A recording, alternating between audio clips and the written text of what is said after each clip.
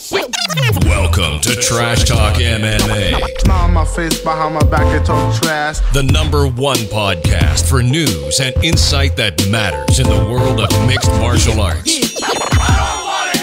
Brought to you live and unfiltered from all four corners of the globe by MMA aficionado Antoine Peltier.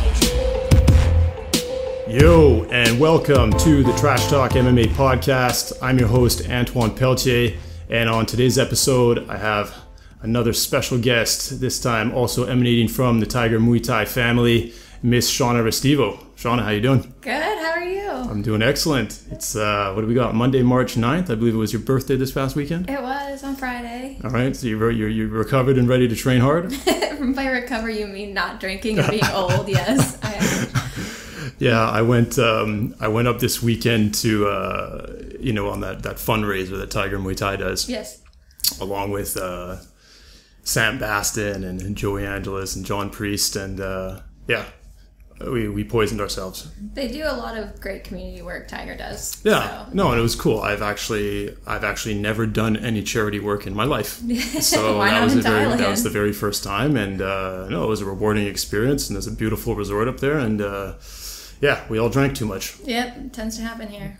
But now it's Monday, and we're back in the lab. We're back working, and gonna sweat it out. So what's on your schedule this week? It's kind of hard not to sweat in Thailand. This week it's fight week, so a lot of training, a lot of focus, and attempt not to get hurt. Okay, so Shauna, you are a Muay Thai fighter. I am. With a record of? It's even, 5-5. 5-5, and you're from St. Louis, Missouri. Yes. 32 years old. Don't say that out loud too many times.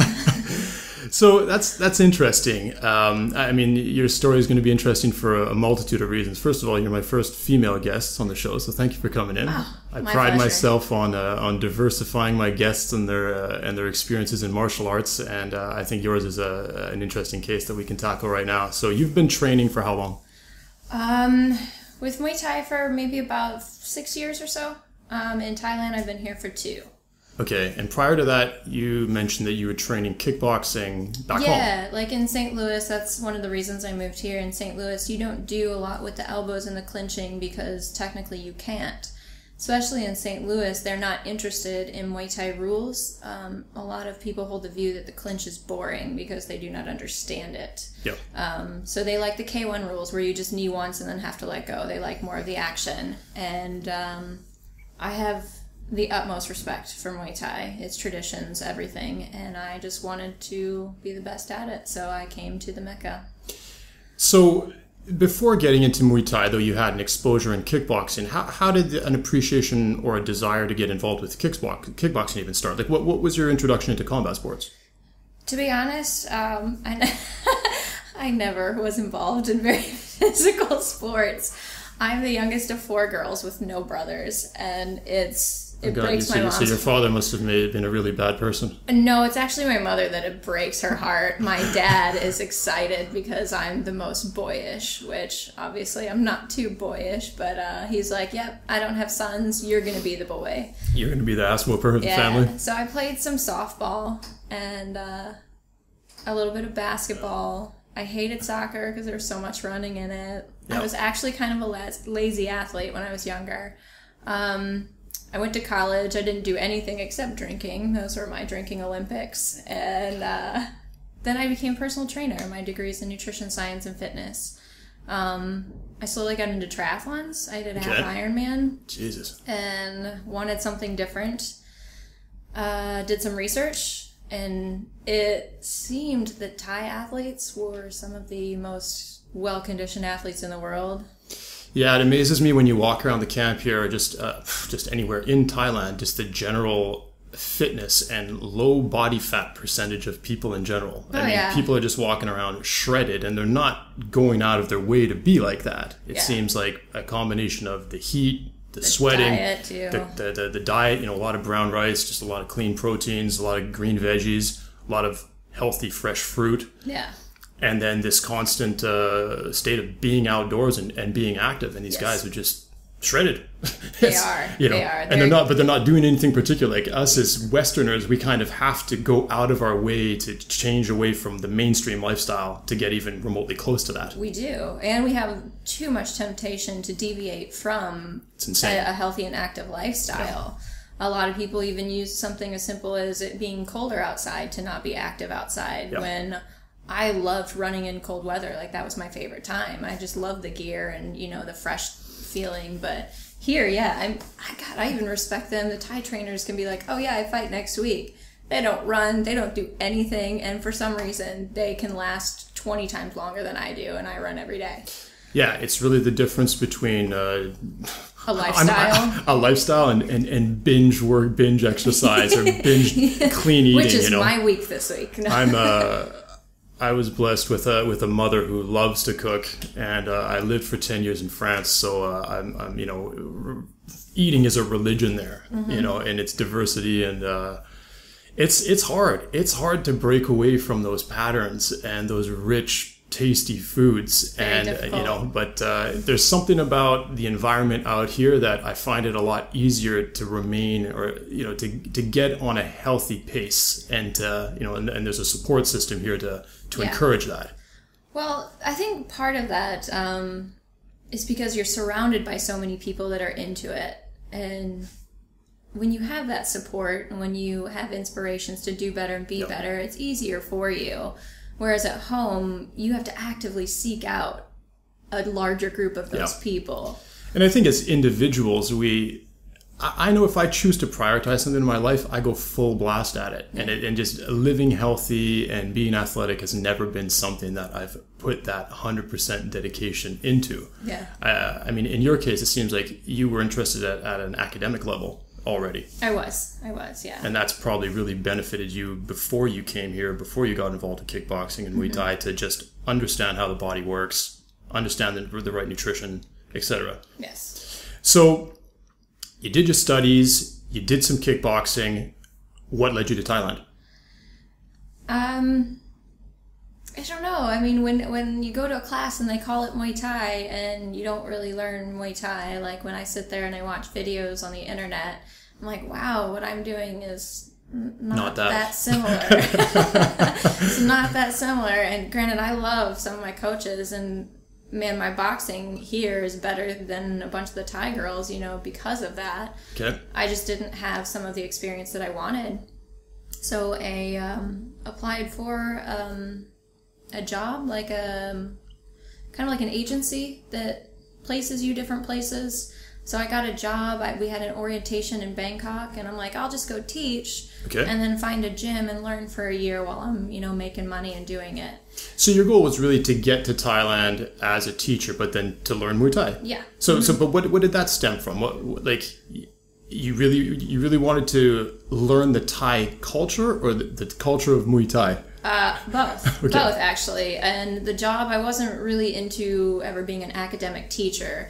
I mean, as a personal trainer, I felt like I was a teacher every day of my life. Okay. But never to younger students. That was definitely an experience. But that was more or less just the income. Okay. My goal was to completely embody like a Thai culture with Muay Thai. I wanted to learn the sport, but I get into the spirituality, the Buddhism, everything like that. And I just wanted to live a different life for a little bit and have that experience. Yeah, that's interesting as well. Coming out to Phuket, you see all sorts of walks of life, and you see a lot of people coming here for different reasons. And you're actually one of the first people I've talked to who really seems to want to get a true cultural experience out of Thailand.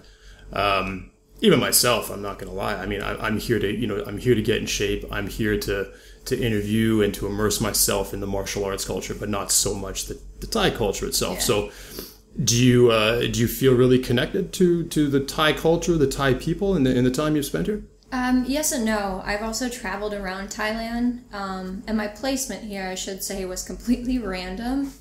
Your placement in Phuket? Yeah. Okay. So the orientation was in Bangkok, and there was about 60 people here to teach, and I had no idea where I had been stationed. Okay. And then I was the only one that had been hired in Phuket. So after my orientation, my instructor or my boss came to get me, and I flew to Phuket, and it ended up being one of the biggest places for Muay Thai. So I kind of lucked out on that. Yeah, but you made it happen. Yeah, I mean, it's your initiatives that got you here. You know, and I it was always actually believe my a lot of degree that. because they wanted specific science majors. But I have traveled to other parts, and I would say that the culture is different in Phuket, more or less because of the tourism and all the money that brings in. But when you really go up north, it's hard not to connect to stuff like that. Yeah, describe one of your favorite experiences up north, like a real Thai cultural experience. Oh my gosh! Like, if one of your friends, your family was like, "Yeah, I'm coming to Thailand. Tell me one thing I have to see or do." What would you say?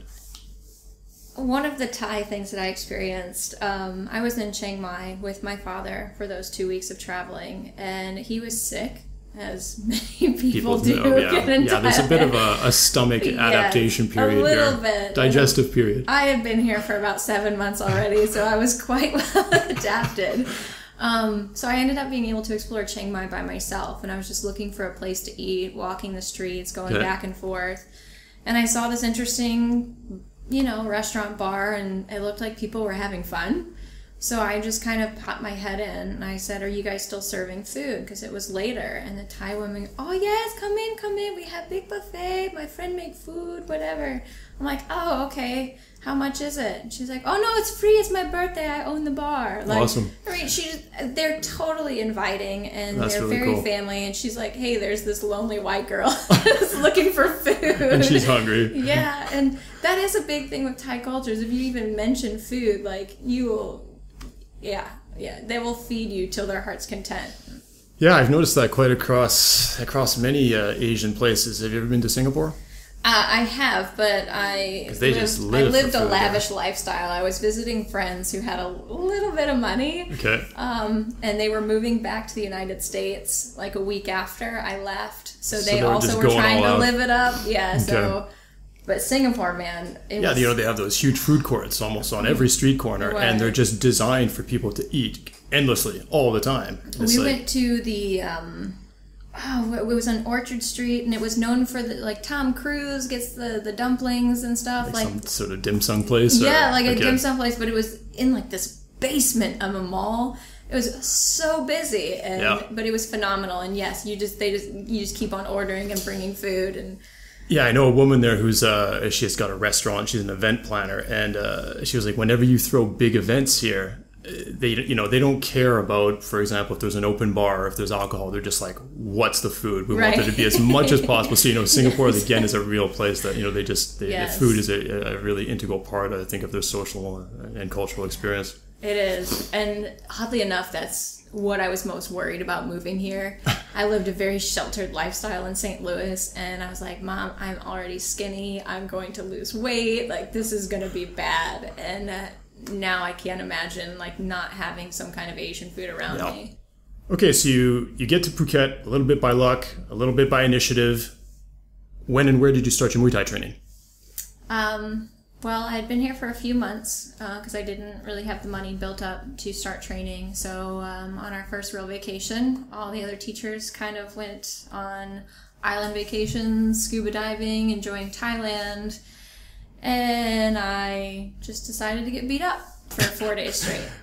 So I kind of gym hopped to figure out which one that I liked the most. I went to Tiger first, went to a beginner's class there.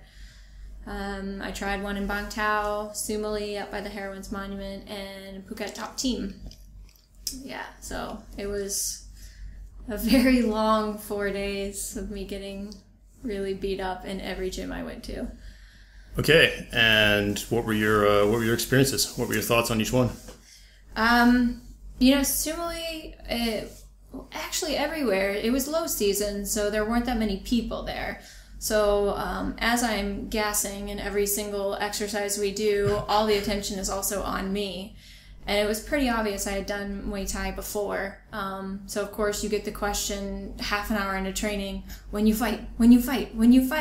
They're so eager to just put people in the ring just because of the money and the betting. And it's like, whoa, slow down. I can't even make it through a workout yet. But yeah, I liked Sumali, but there weren't enough people there. And Tiger's intermediate class ended up being really helpful. I liked it. Okay. But I settled on PTT. It was a little bit smaller, and I think it helped a little bit more with my confidence level, not being drowned out by so many people, because Tiger is a very large yeah, it's a big gym. Facility, and there's a lot of 8-packs walking around. There's a lot of beasts. It is intimidating. Yeah. It is very intimidating at first. Ended up at PTT because it was smaller and because of the times. They had a 5 o'clock class 3 times a week, and I didn't get out of my teaching job until 4 o'clock, so I didn't really have to be late to any classes. It was a way to get the most out of my money for my training. So Okay. So quite quickly, you evolved into getting your first professional fight. yes, I fought 5-6 weeks after my first day of training at PTT. I suppose in the United States that would have just been unheard of. Completely. I didn't even know at that 6-week mark. I knew about less than 2 weeks in advance before my fight. So here I am just chilling, finally getting comfortable in a gym, and they're like, oh, you fight number 11? I'm like, it's the 31st of August. That's in, 10 days, 11 days. They're like, Yep. oh, no, it's easy. I'm like, easy for you to say with 300 fights. I've had nothing, so... Yeah, and being born and raised into this. Right, like... And being a dude. Yes. I'm like, I'm 30 years old. My shins have never taken that contact. Yeah.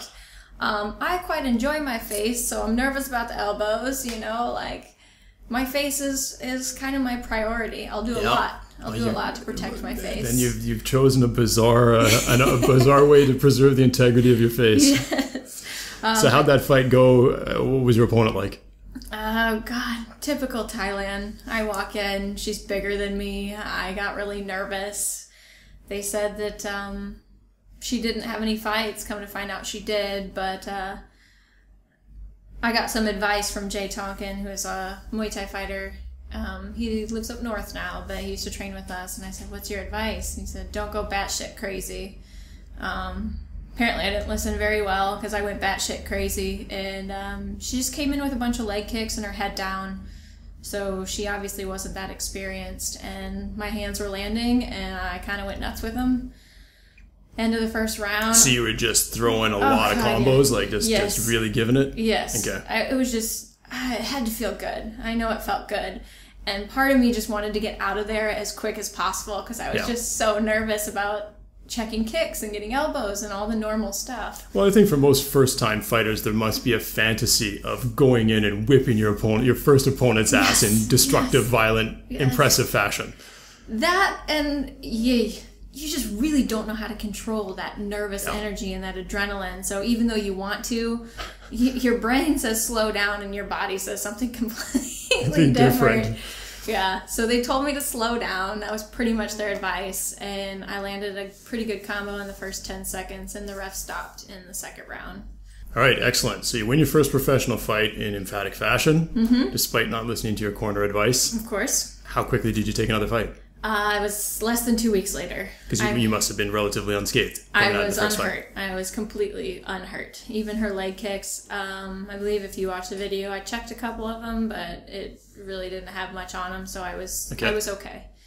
So yeah, 2 weeks later, I went in, and it was 180% different. It was so big step up in competition. Yeah, I was expecting like a gradient of progress that just did not happen. I went from 0 to 100.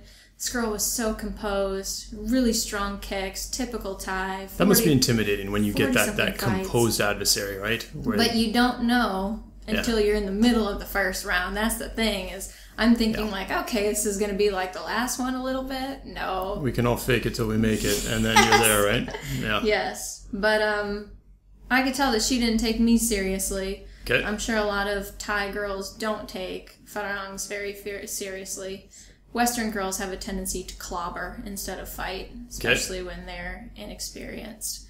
And I did not. I fought more like a Thai girl, so it was a very technical and a very good fight. And first time I swept her in the first round, like I said, it's a look that I will never forget. And so you dropped her on her keister. Oh, I did. It was a good sweep. And she just looked up, and it was like a look of... It's on. Let's play. All right. Let's play. Yeah. Like Thais, when they get hit, they just smile and nod, and they're like, yeah, let's go. Let's okay. go. So how'd that end? There was about 10 seconds left in the third round. I hyperextended a punch and I pulled a muscle in my neck, so it stopped due to injury. But man, I wholeheartedly believe I was winning. Now, did that injury, was that something that you had before, or was it actually generated from that movement in that fight? I was in a car accident many years ago, so every once in a while it gets aggravated. Although I do believe the Thai way of not really warming up, you just get rubbed with the oil and the Vaseline and then thrown into a ring. I'm sure that didn't help very much. Yeah, the oil isn't going to warm you up that much. Yeah, like it's a massage and stuff for maybe 5-10 minutes. Then you shadow box. They actually laughed at me my first fight because I brought my gloves. And they're like, what'd you bring those for? I'm like, to warm up. And they're just like, they didn't know what I was talking about. So they don't. Like, you just get rubbed down with Namlan Muay, Vaseline, and you shadow box, and that's your warm up for a fight. Wow. So yeah, it's definitely interesting. I've had to get used to a lot of different things.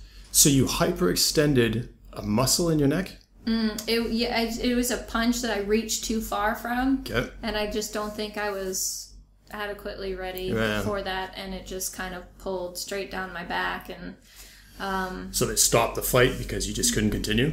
I instantly cramped up, and my arm had to be put in a sling, and I was on drugs 30 minutes later to try and get it to relax. And wow. So what were the further ramifications of that injury?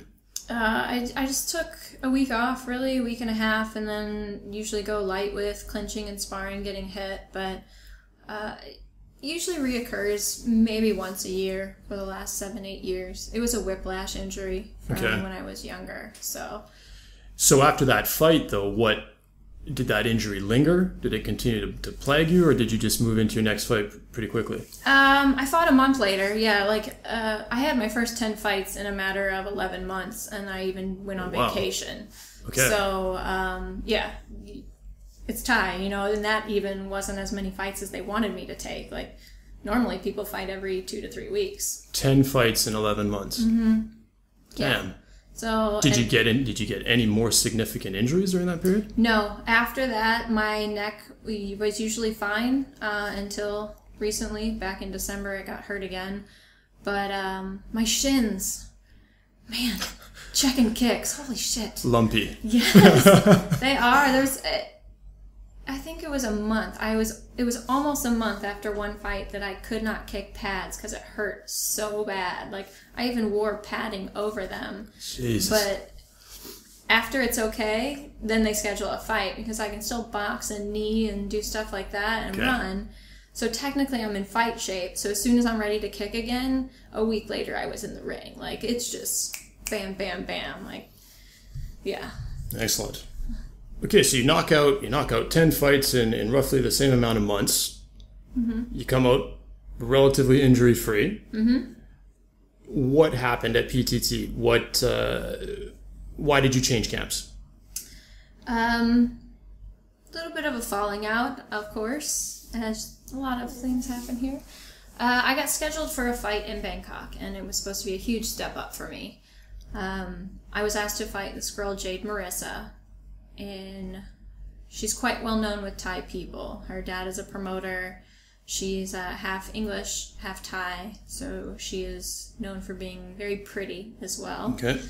And I said yes. You're Asian.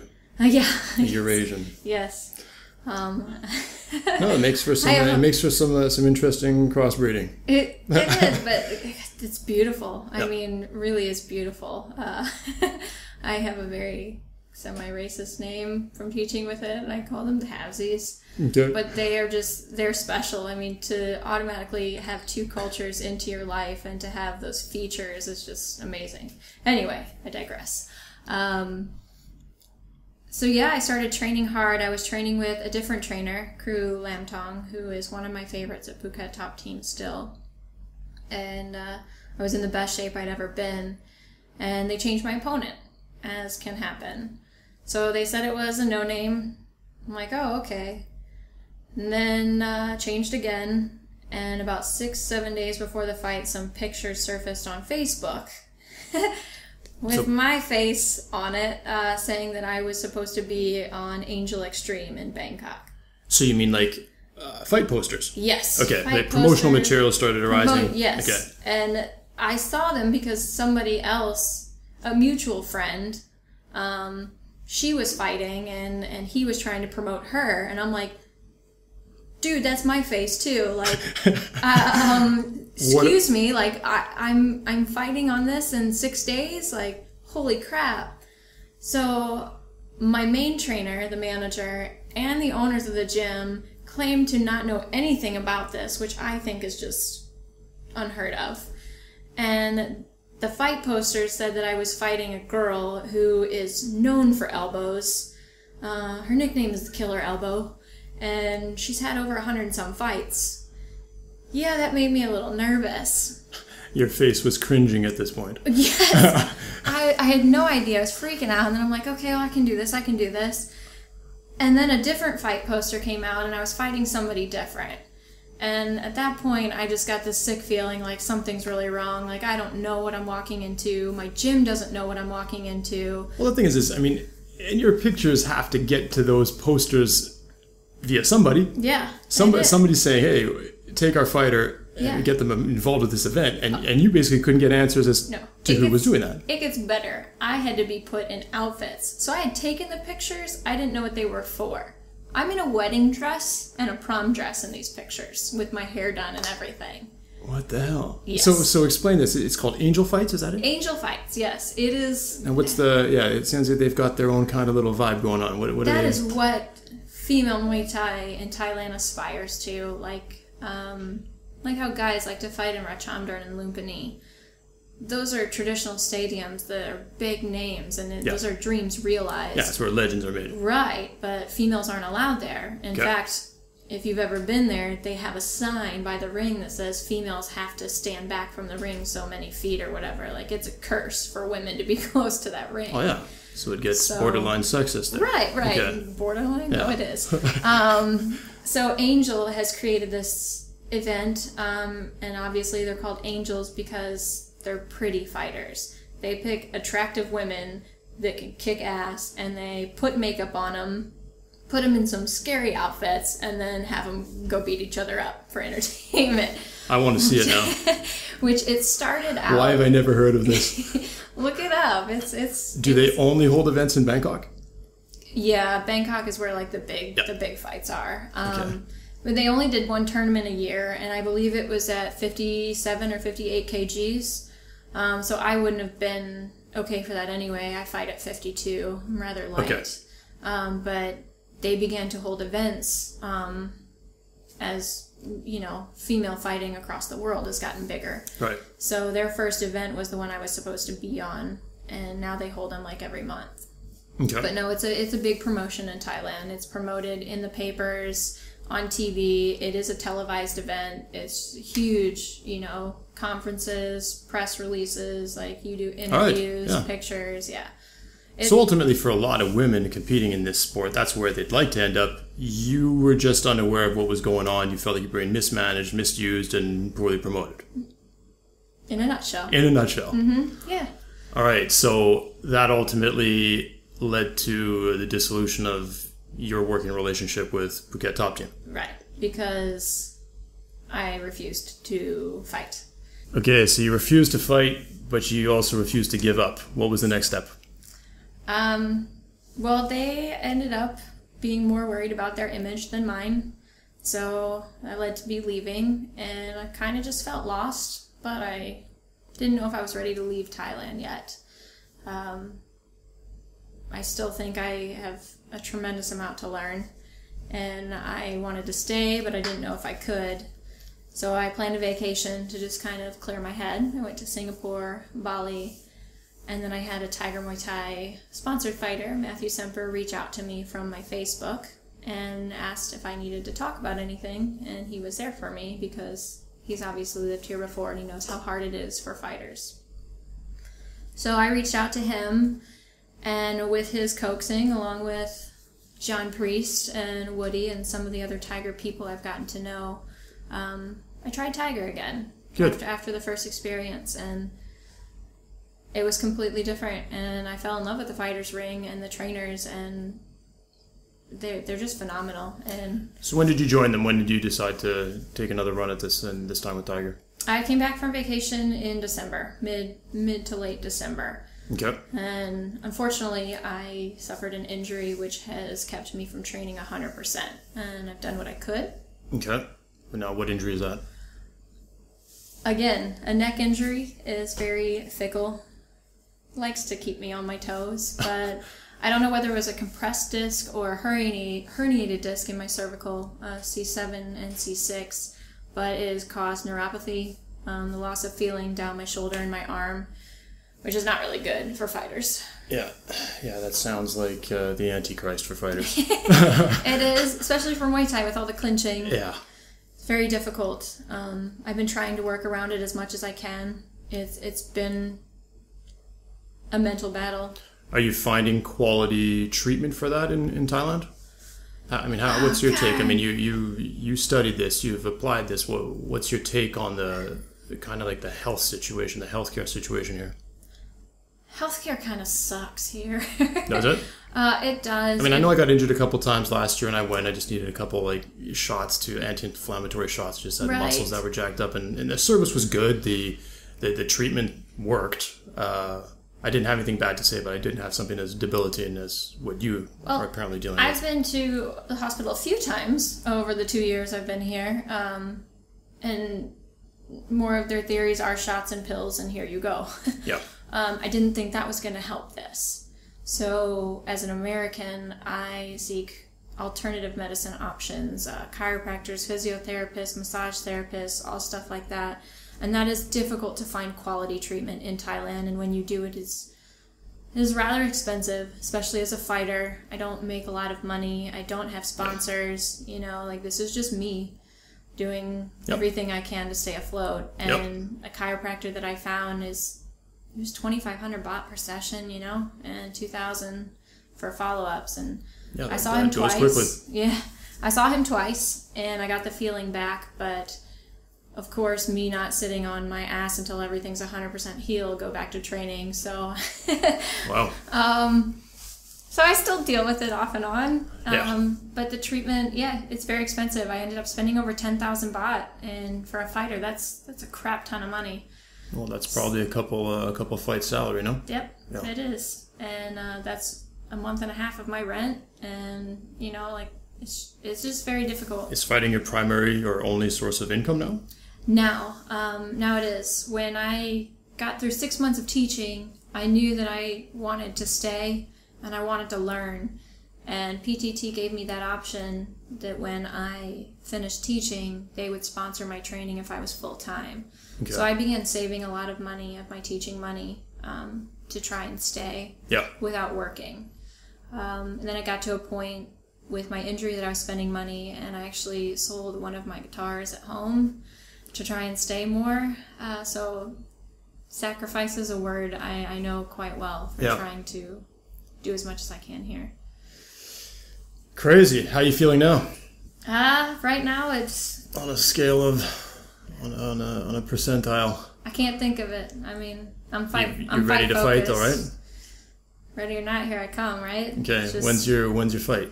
A week from today. It's Monday, the 16th, at Patong Stadium. Okay. So, and that will be your debut for Tiger Muay Thai. Mm-hmm. And the first time. This is the longest I've had a break in fighting since I've been here. So. All right. So anxious. It sounds like this is going to be a new benchmark for you to see where you're at. Definitely. Okay. So, you happy with your training? I am. You get to know some trainers quite well when you've been places, and the training can become static, and they can get to know you, and if you're tired, they'll go easier on you, or they'll tend to talk some, or they know you. It's life. And that's the thing at Tiger that I haven't gotten. I haven't gotten that respect. They see a lot of people come in and out, and they don't get that close to many of them. So every time I'm there to work, and they're there to work me. And it's just I get pretty hard training there, and I get to work with a couple, not just one, a couple phenomenal trainers, and when you go with different styles, it's always emphasis on different things. So yeah, it keeps you on your toes. It keeps you working. I try my best. Okay, well, I definitely want to come see this fight. I believe Marcel Gaines is fighting on the same card. He is. I'm a big fan of Marcel as well. Yeah, it's been cool. I've been training a bit with him as well. This is exciting. Obviously for you, yeah, it's probably going to be more of an internal than an external conflict. Usually is, right? With a bit of ring rust. Mm-hmm. It's a coming out highly of the injury. anticipated event at Tiger in the fighters ring because I am the only girl as well right now. Okay. So they've been waiting. They've been seeing me come in and out, and I know a lot of people are...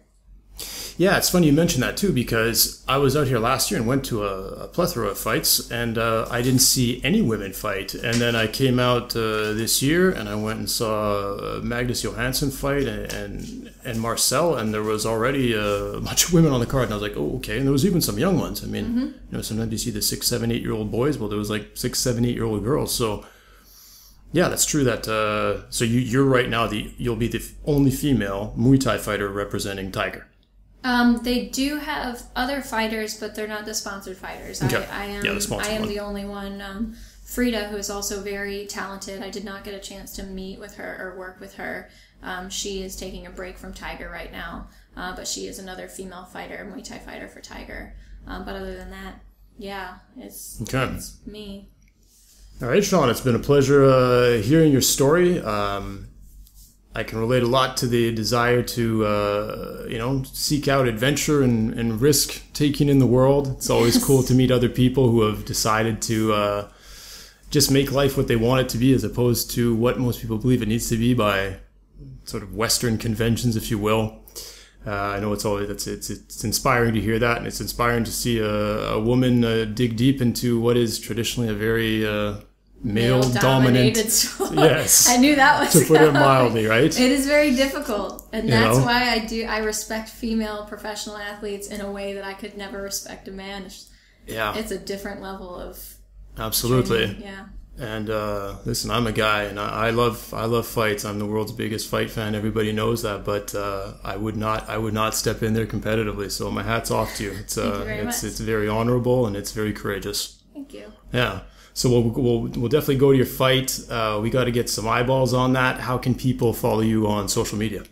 I have 2 Facebooks. I have an athlete page that updates all my fight information only. Okay. It's called Shauna LD. My personal page has also gotten quite a response simply because the name is Princess Cannonball. Okay. That is now my second nickname in fighting. First one being Lil Dynamite, the LD. Okay. Now Princess, which I'm far from a princess. That's your future Angel Fights nickname. I know, Shauna Princess. I'm like, I don't know if I like this, but I also am new to Instagram, but I do have it. It's Shauna TNT. Okay, so. No Twitter for you. I would say what's that, but I don't know. I'm not very good yet. I'm trying. I'm trying. Yeah, so. It's a lot of different languages out there on social media, man. Yeah. And Twitter is definitely the most kind of alien for sure. I'm getting used to it and getting up to speed on it myself right now. One of my friends at home always just said, "I don't computer," and that's kind of me. I'm not a pewter. Yeah.